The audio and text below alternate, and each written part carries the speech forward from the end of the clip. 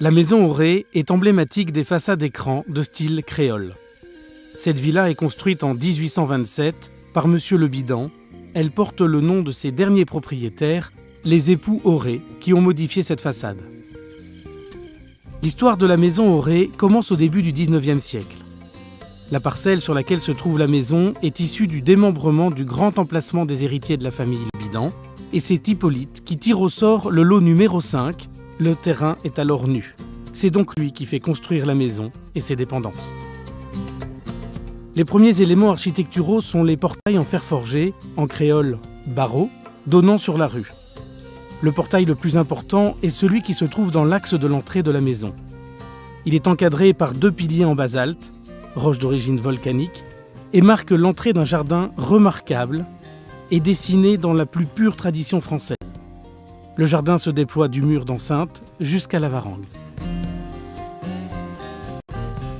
Le jardin date probablement du début du XXe siècle, mais la version qui se trouve face à vous n'est que partiellement celle d'origine.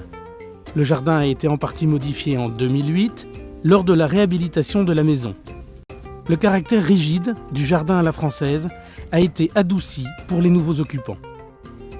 Ainsi, il a été décidé avec l'accord de l'architecte des bâtiments de France de ne pas recréer la roseraie qui existait autrefois, de simplifier le dessin des 20 parterres existants en 4 ensembles, toujours symétriques, et surtout de créer un jardin exotique.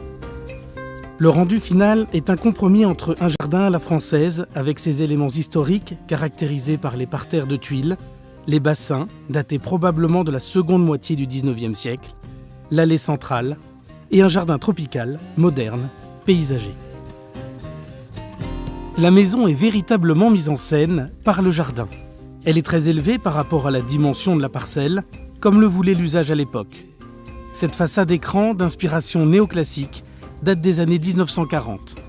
Les époux Auré ont agrandi la maison et installé cette façade à l'avant.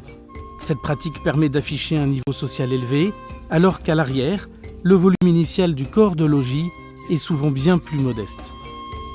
Imposante par son volume et sa couleur, cette maison dégage une forte impression de mise en scène, de théâtralité, unique à Saint-Pierre.